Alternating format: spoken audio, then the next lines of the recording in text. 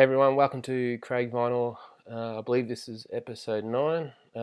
I've thoroughly enjoyed making these videos and I appreciate so much all of your comments, your likes, subscriber hits. Thank you so much. It means a lot to me, and although it's probably only been about 4 days since I uploaded my last one, I just can't help. It's running through my veins. I need to make another one. I need to get it out of my system. So it's actually Friday here in Queensland, Australia, and I've got a day off work, so I've just done all the mowing and so forth. I'm just about to go out and do some thrift shop finds, hopefully, and I'm making a video on that today as well, but that'll be uploaded later on. So just start off with a slight rant. I went to a record fair, a monthly one, in Brisbane, and those of you will probably know I've only been seriously collecting for a few months, so I'm in the early stages of my collection career.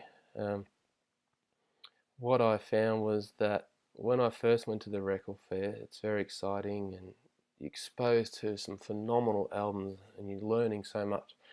And as time goes on, you get to learn more about original pressings, reissues, pressings in different countries, certain markings on albums, all that kind of thing, and you start to get to know where you find your record, and you kind of know how much you will find a record for in many ways, except if you're looking for something that's fairly rare and that type of thing. So when I went to the record fair, I just couldn't believe the prices of these records. I mean, I was flicking through them thinking, there's some great unreal records there, awesome stuff you love to get, but just was not prepared to pay the money for it. I can understand they're resellers, they're trying to make $1 from their buy price, a markup.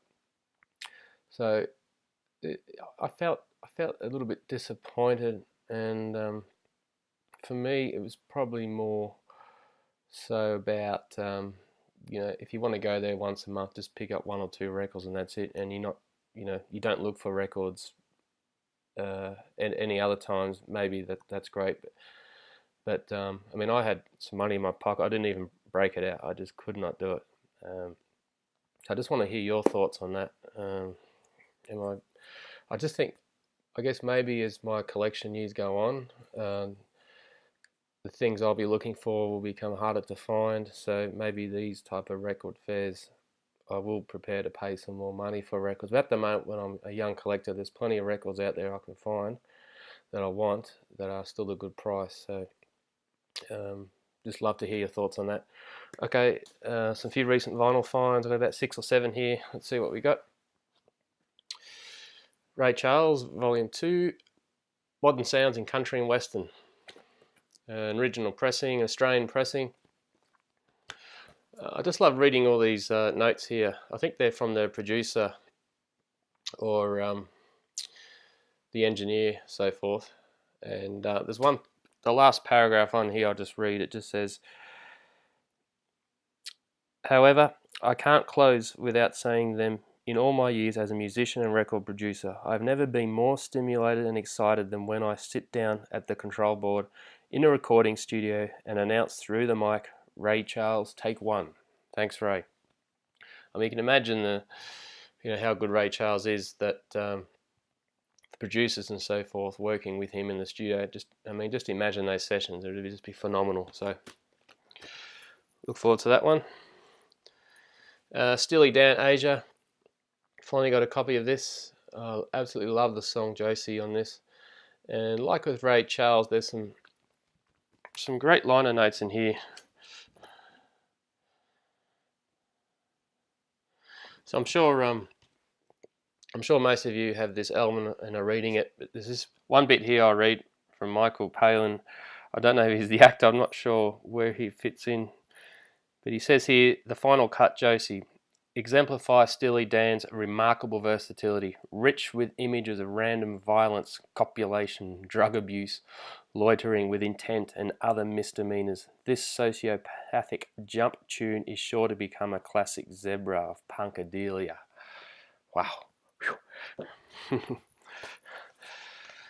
Finally got my first Fleetwood Mac album, Tusk, double album, of course. I thought when I got it, I was trying to open it up, but there's no gatefold there, so there's actually two of these little fellas. So for me, the main songs I like are Sarah by far the best one, and Tusk as well. So I'm not too familiar with many of the other songs, but if there's a big hit on there or a song I should check out, in the comments let me know.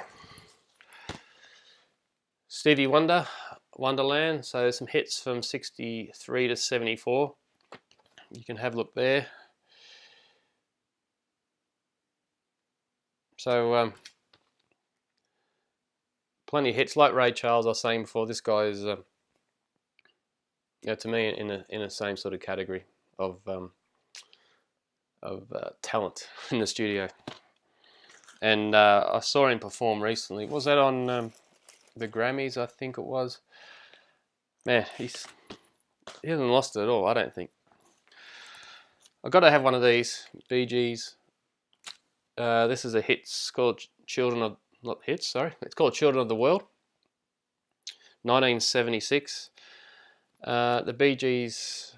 not too far where I live, in a place called Redcliffe, if you want to look it up on Google.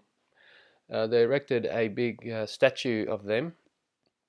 I think they may have named a street after them, or a particular area. So this Redcliffe's an area in the northern suburbs of Brisbane in Queensland.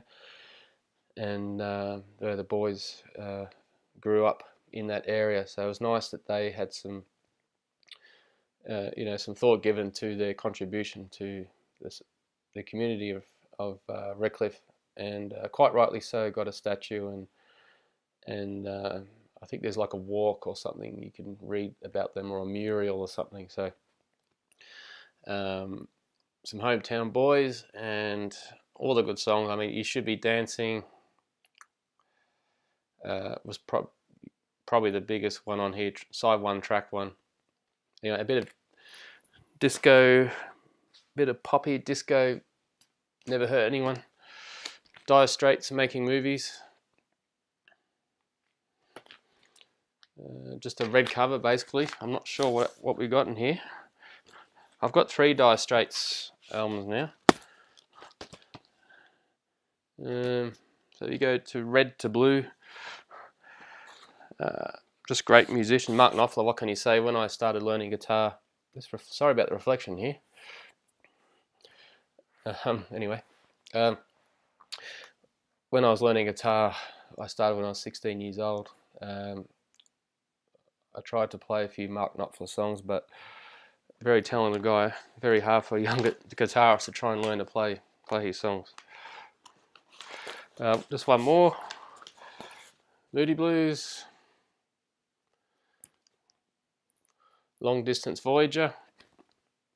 This one's in pretty good condition. Pretty good. That's Australian for excellent condition. What songs have we got on here? Well, I don't know much about Moody Blues except for the big hits, so this for me is just going to be a musical education. Alright guys, that's it. Thank you so much. Apologise for that light. I'm trying to get used to which angle the camera's facing. This light behind me here. Anyway, plenty more videos to come soon. Appreciate any comments you want to make about the videos, particularly about going to record store days. I mean, do you still buy records at record store days? Do you spend a lot of money? Do you expect to spend a lot of money? Where do you find your records? Alright, cheers out. Cheers.